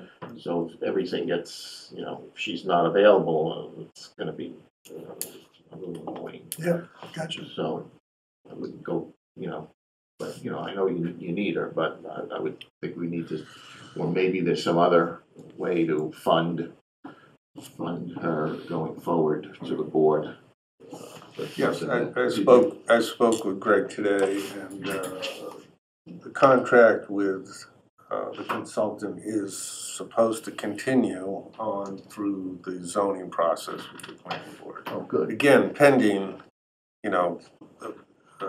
that the time with the MBTA committee doesn't extend into an excessive amount of hours. And so being my second week, I don't know how many meetings she's been, how much time she's spent, but I'll kind of get up to speed on that in the next week, and I'll be speaking with her as well as kind of looking at the scope of work that was laid out in the contract. So we'll have more information coming up. So.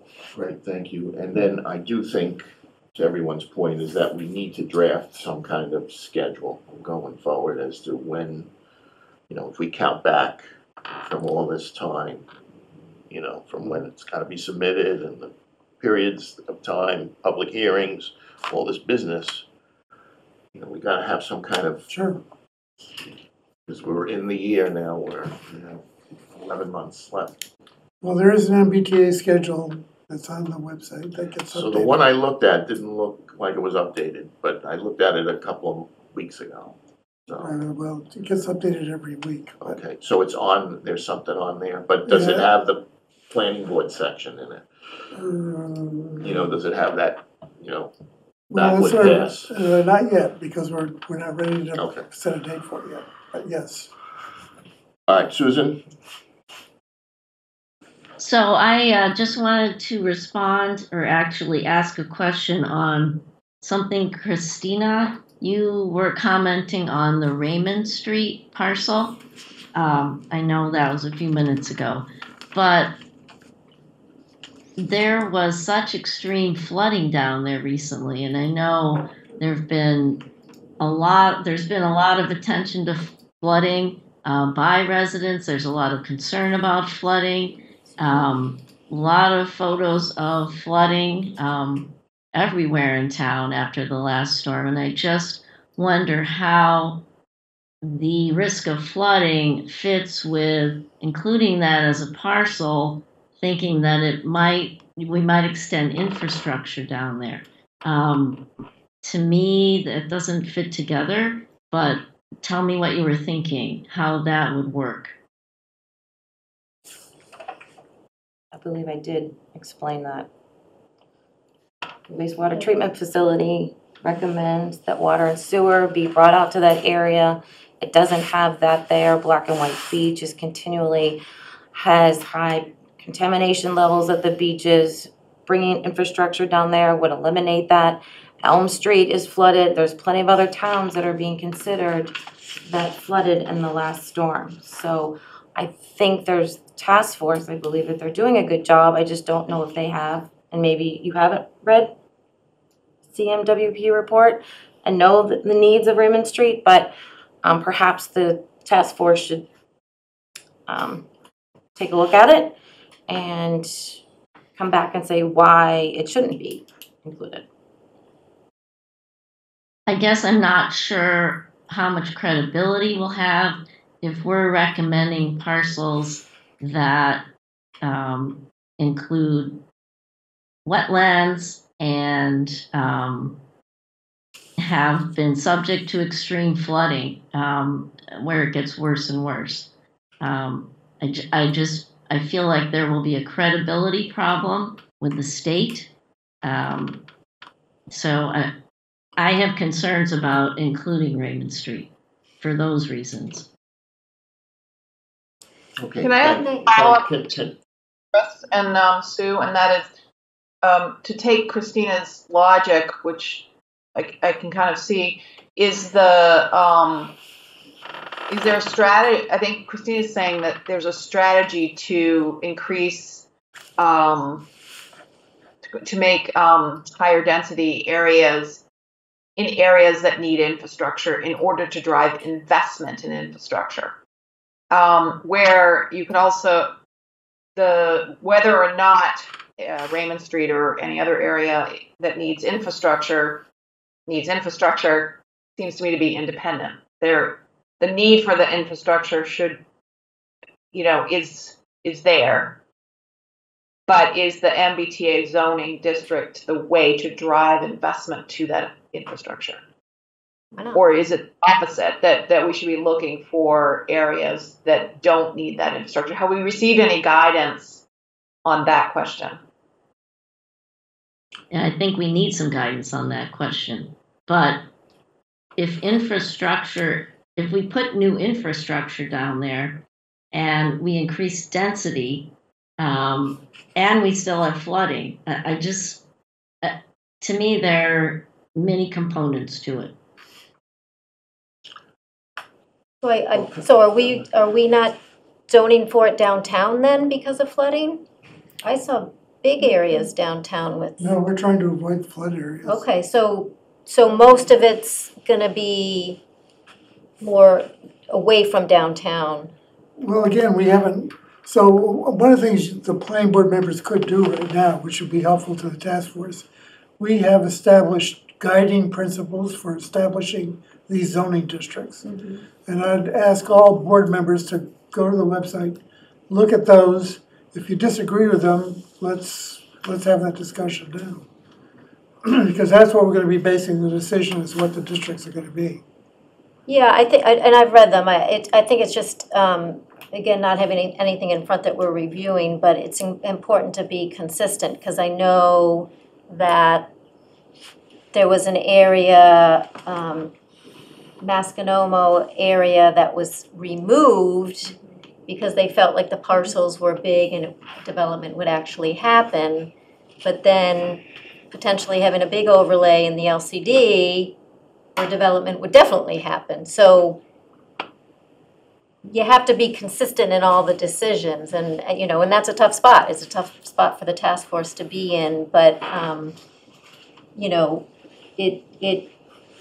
the guiding principles would have to be for all areas equally, as can be. So I think that's hard. Okay, I think we had a task force meeting tonight, so we can move on. All right, thank you. Good conversation. Good for you guys to consider. Just moving on to cell signaling technologies. Just an update. Gail informs me that the application for special permit is in. I think they made 10 copies. Gail says it's 4 inches high. So it's quite cumbersome. I don't know if Gail's still on, but at some point it'll be distributed to us. I think boxes or something are being. Did it come in a digital format? Excuse me? It is in a digital file. I'm not sure that it's a very large file. Each application is nearly 2 reams of paper. So it's going to take a while for us to assemble the application. We're going to try to bind the areas of the application that you'll be reading most often so you can turn pages. I'm not sure if we've been able to post the digital file. I think we may need to break up the application into sections and post PDFs of the sections. I'm going to need to check with someone else. I'm not that acute at what to do with a large zip file.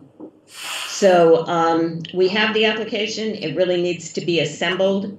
It needs to be, and then we need to figure out exactly how we're going to, we are going to put them in boxes because it's 800 plus papers. You're going to be dragging around 2 reams of paper. So it's big. So is that the applicant's responsibility to do all this? Yeah, they printed them all. Okay, so I mean, I don't really need 800 pages. I would just like the digital copy, so I don't, Is it possible to ask the applicant for thumb drives or something like that? I don't know. I can make the request. Would that be good? You know, just stick them in your little thumb drive. We have both. I don't know. Yeah, I would take both, just because sometimes it's easier to flip through. Sometimes you But can mark up digital, easier. Yeah, So I think we're all gonna get paper copies, but if you don't want yours, we can donate it to the I just- library. it sounded like the town was doing a lot of work, and that's the applicant's. No, job. well, I don't think so, Gail. Is it cumbersome? I mean, I guess we could have the applicant bear some of that. I will tell you that when SLV submitted their application, it was in a very large binder, and the sections were all divided and enumerated, and that is not what happened with the CST application. It came in 2 large cardboard board boxes, with the exception of one application that was assembled for town clerk. Well, let's see if we can get them to make it a little bit more palatable to the board. So they gave us the copies? I guess it's just Yeah. like in a box. He gave us a big stack of paper.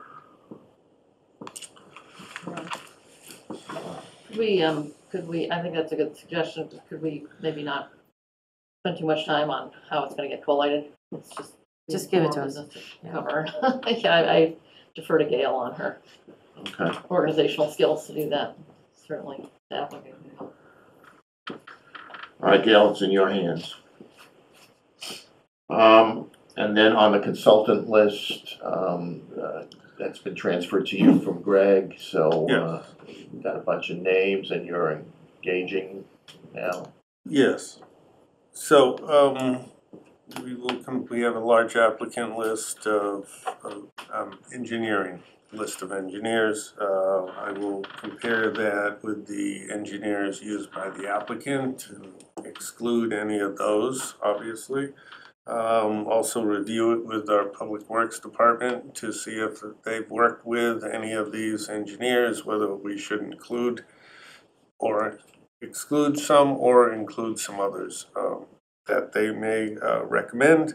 And then we'll, based on kind of the skills that we need, we'll whittle that down to about 3 or 4 that we'll recommend to get proposals for, so.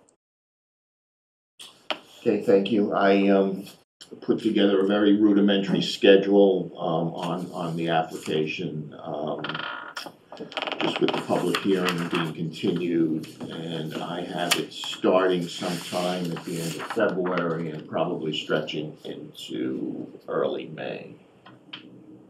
You're optimistic.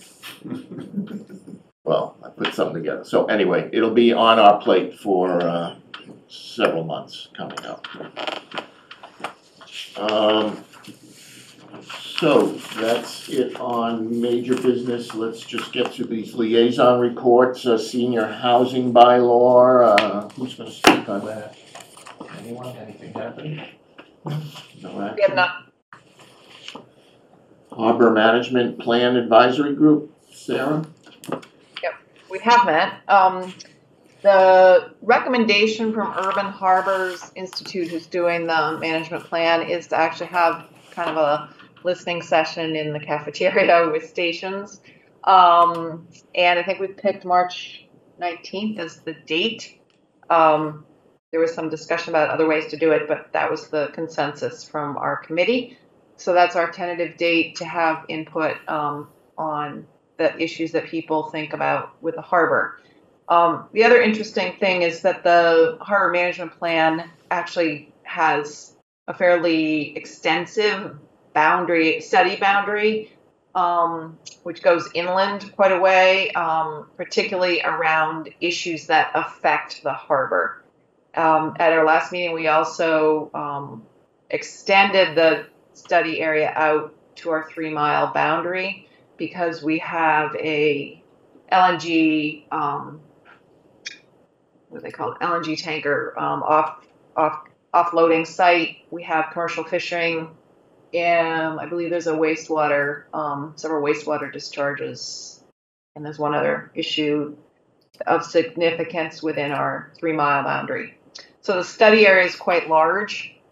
We are also considering largely excluding the major issues around Singing Beach, because there are other people who are working on Singing Beach, and it could consume a lot of our resources. So that's something that we're debating.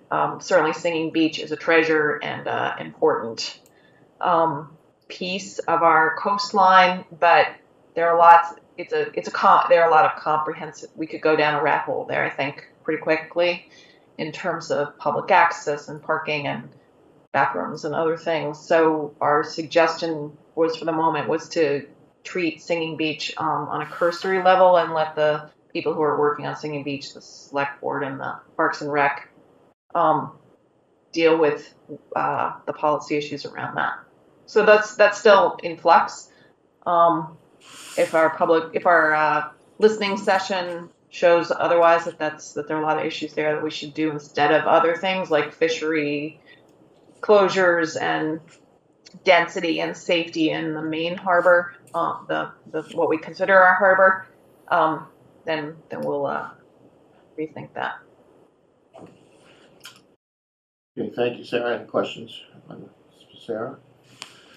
On the CPC, we met last week and voted the projects. I put a copy of what was voted in your packets, summary sheet that they're going to. It's not final yet, but it's pretty much the approved projects that are going to be going to town meeting under the CPC grant and monies. Can I ask a question on that? Yes. So the Western Woods, Western Woods. so those parcels were all researched when Sue Brown was here? And I'm wondering why they're being researched again. It was unfinished work. It wasn't all done, from what I understand. There's still work to be done. I don't know if, So is it, I think Jack is on. Jack, can you explain the Western Woods? Yeah, good evening. The $25,000 grant is an additional amount to continue the process. There's much more land that they have not researched yet. so it's a grant? So Well, it's not on the CPC funding? no, it's a CPC funded, Jack, right? It is CPC funded, correct. It's not a grant. So, It's when the CPC recommends funding, we call it a grant. oh, okay, all right. So it says, so is somebody gonna be working for the assessor doing this? I believe so. Yeah, yes, the assessor has a title searcher and a clerk that's been working for about eight years now on the project. They brought quite a bit of land over into town ownership and into conservation restricted land already. So is there like a The summary? Conservation Commission is also working on management of the Western Woods with a different chunk of money. Okay, thank you, yeah, it struck me that it's been going on for so long that it's. Thanks. Yeah, it's a long project. Is there like a summary of what's been done and what hasn't, still needs to be done? I guess we could get something as to where they stand. And I think Sue Brown had a map at one point of what lands were identified and what were left. The town, excuse me, this is Jack again. The town assessor has a spreadsheet showing everything.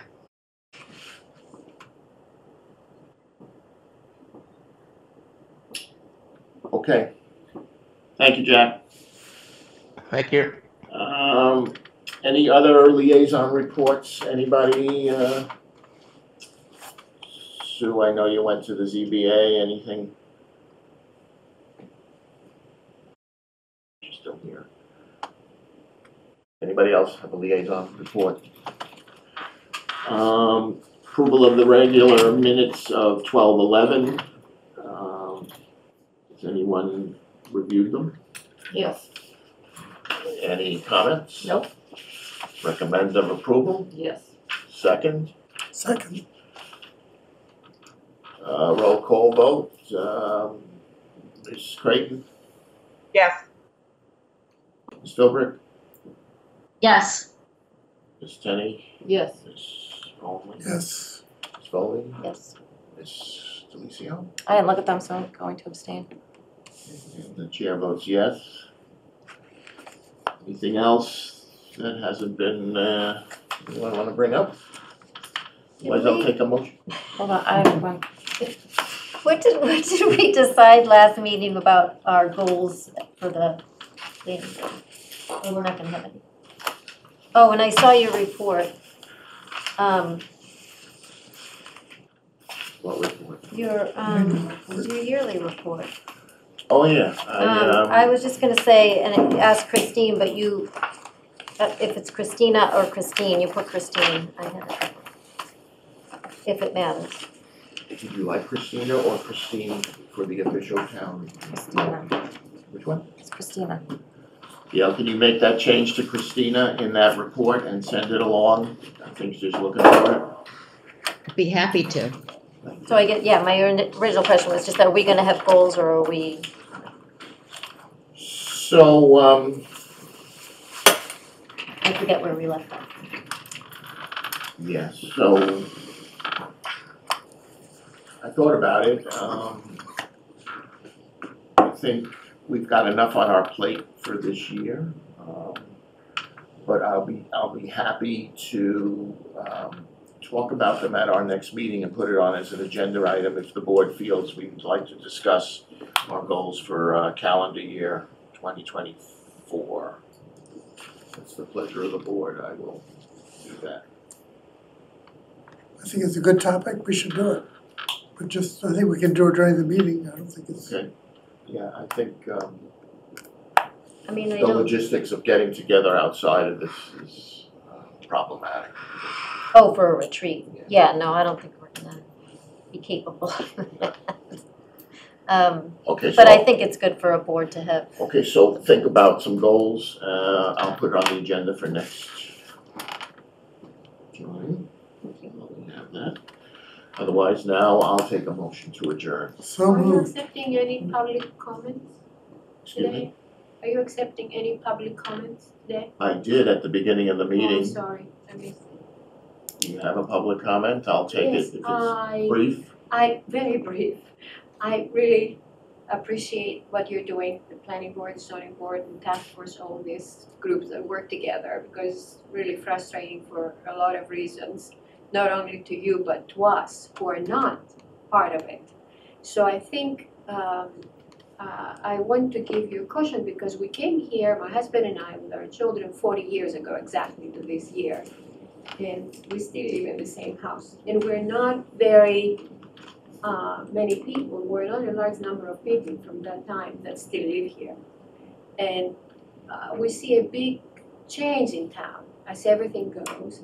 And now with this task force for the MBTA, there are a lot of different things happening, and I don't know if you're aware as boards what's going on, because we live downtown and we see what is happening.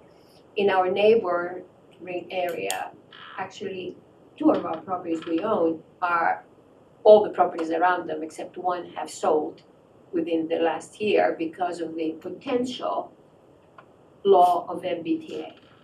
And the people who bought them were not really people who are families to keep them, but just to build, and they started already building more than 0.5% of the land. And they have plans to present them to you soon, some of them. So I think it's a wonderful idea that you're doing all this and you're planning, but the people need to know more because everybody says crazy things out there. You never know. I read the paper. I come to meetings for that reason, so I get to hear actually from you instead of going to hear somebody else who will tell me something and it's totally different. And I read the last comment, the last paper article that I read was saying that you eliminated some of the areas that they were considered for the MBTA, which is Beach Street, C Street, and so on. I don't know why, because it's very close to the train, and you have Desmond, and it's already too overpopulated, and Brook Street, all the houses on the left side would touch the brook. They have changed 3 or 4 times ownership since we came, and they all flood. All of them flood. They all have pumps. Desmond houses, we're the only house without a pump. And because it was built the way it was built, above the level of where floods come. And what happened last Saturday, it was something unheard of. That's the first time we saw what actually can happen. And these people are going crazy now, trying to build so close with each other because they want to build more and eventually sell them or rent them, whatever they're going to do. But we have to have a little bit more study done about this flooding area that we live in. And back in talking about groundwater, the state had funded back in the 1990s a great big study. There's Mr. Southgate, who is now still here. He was a member of that committee. He remembers well. I remember we were in a committee about not wanting the area with the high school to be there because of the water and so on. I paid actually myself $650 the Cricket to put that article about the groundwater that was studied, and it was paid by the state most of it by the state. And it had all the information, so the town has the information from that time. It was a great big study done about the groundwater. And you can go from there, take that one and get to the new one, something that has come out since then, that is new or whatever. So I really will urge you to just pay very good attention to what actually is happening, everywhere. I know you're working as boards and so on, but maybe having those meetings that you suggested is a great idea for the public, so they can come and see there, and that's all there is. Don't ask 500 questions, it's there. There, that's what we're thinking, that's what is going to be happening. Then people will not go crazy about rumors and whatever everybody understands and so on. And I'm sure it's hard on you who have to make the decisions and do all this, but it helps the public not to go on rhetorics and, just misinformation, and to have something that is substantial and they can see there. And then they can decide also themselves if it's something that they like or not. And I don't know who is going to, do that at the end. But anyway, thank you. That's all I wanted to say. Okay, thank you. On adjournment, all those in favor? Any opposed? Okay, see you in 2 weeks. Thank you.